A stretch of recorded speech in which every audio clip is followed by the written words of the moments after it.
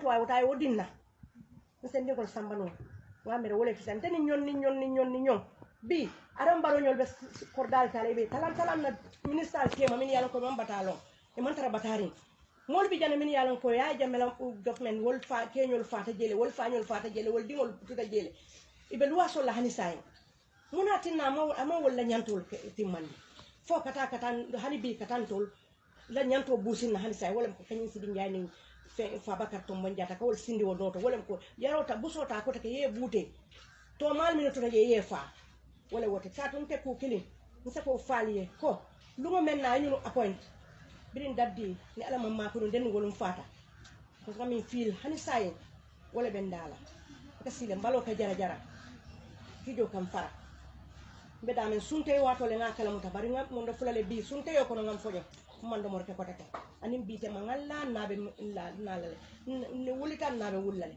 fodo wala nyanta kala bam dunya mo fo le nyanta kala oto sidi njañul kata ñu ay be jindi dal surata wala ko pare justice tama ntema min nyanta kala woye wasala. Thank you very much, madam. We've all had unfortunate stories.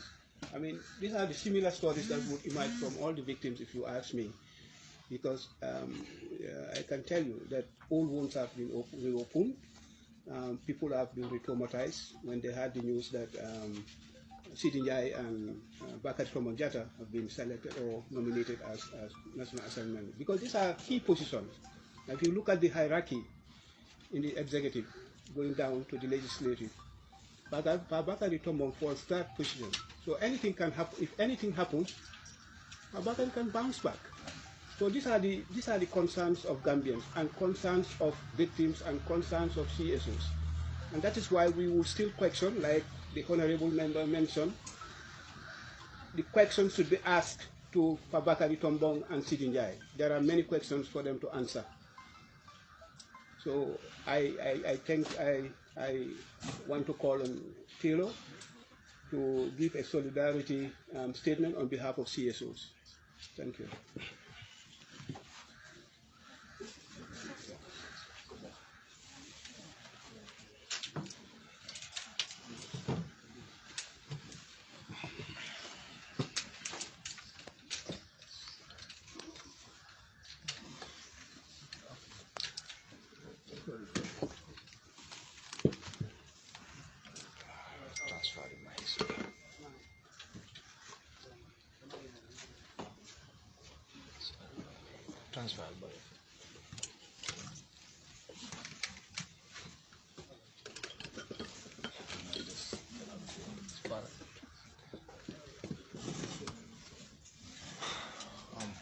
Thank you very much. My name is 𝗨𝗡𝗘, all the media here, and we've heard from the victims. I'm speaking on behalf of my civil society organization, Team Gomsaboppa. I'm also speaking as a concerned citizen and on my own conscience as well. As a young person, I think we young people are part of this country, and we also have a say in what happens in this country. It is our future that is being built right now.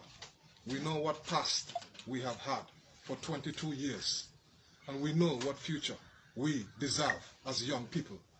And if we don't have a say in that, it will not be a future that our children will also be proud of. We want to send us a message to the government, to the executive in particular. Nominations have a special purpose. Nominations serve a special purpose in the National Assembly. It is not meant for entrenchment. It is not meant for the president to entrench himself. It's meant to provide for the needy people, people who are most maligned in society, victims, persons with disability, young people like myself. Skill sets that are missing in the National Assembly that will serve this country. That is what that is what the nominated members are for. Mr. President, we as concerned citizens, when we read your statement shortly after the parliamentary elections, we believed you were on a quest to unify this country. And we accepted your speech and your statement. It entered into our hearts. We felt you would do the needful. We felt perhaps your meetings at Senegal had taught you how to engage the opposition, how to reconcile this country, which is what this country needs, Mr. President. And so we urge you. We know you cannot recall these nominated members. We know you also have decisions to make for your cabinet.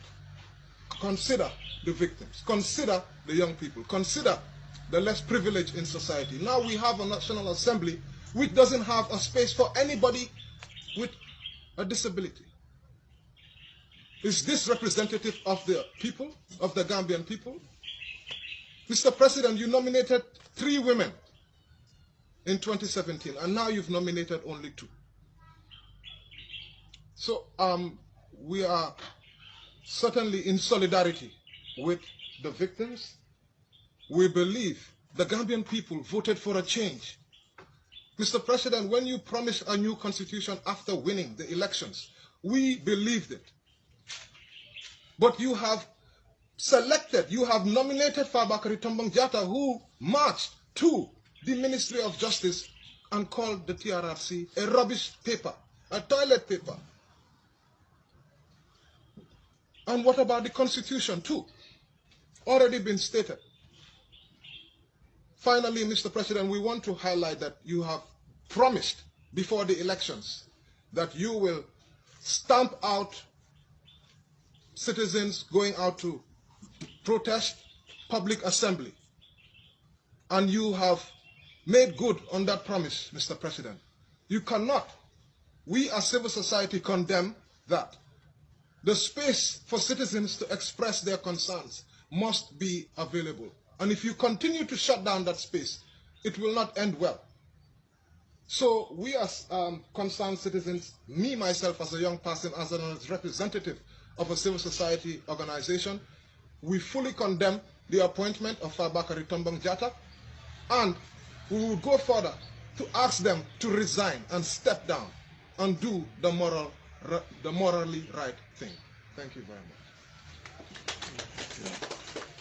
Thank you very much, Mr. I think this brings us to the end. In case you have 1 or 2 questions that you want to ask, we are ready to clarify them.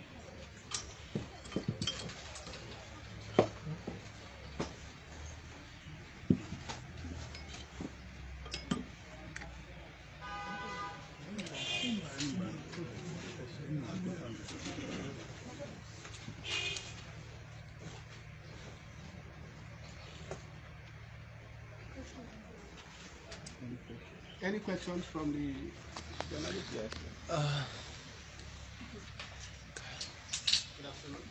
Good morning. First, I want to make a comment and also ask a question to the room. Before I do that, I want to commend the Executive Center for organizing such an important issue. Then quickly, I'll go into my comment. The comment is like this. I think the issue of justice, the issue of human rights and democracy. Oh, sorry. Let me just say the issue of justice must not be partisan or shouldn't be politicized. Looking and listening to the various victims' family members, I'm left wondering, why should this happen with Gambia? We all knew what happened, and still some people are in denial. Some are making the victims' issue like a political football. I think this is too serious. It's about justice. It's about trying to know what happened. We all knew the injustice, the various loads of injustice that happened in this country from, let's say, 1994 to date. So, like I said, I commend the Victim Center for the important role they are playing. Because for far too long, victims' families have been tortured psychologically.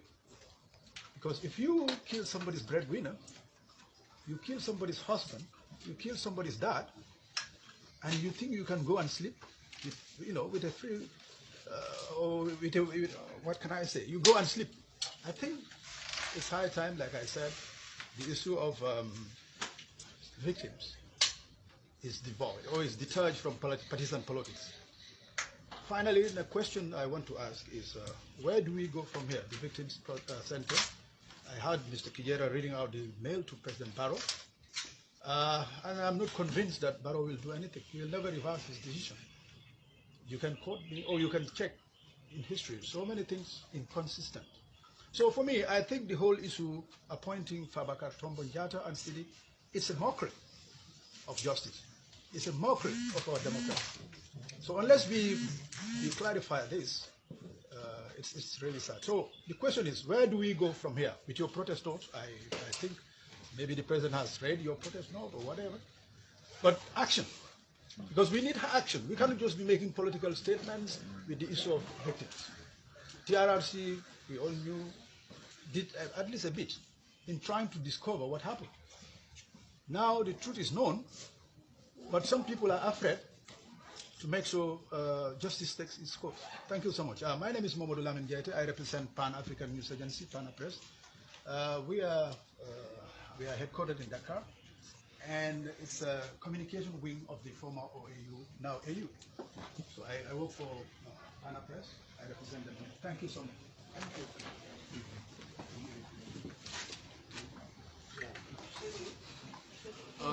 Thank you, Mr. J.T.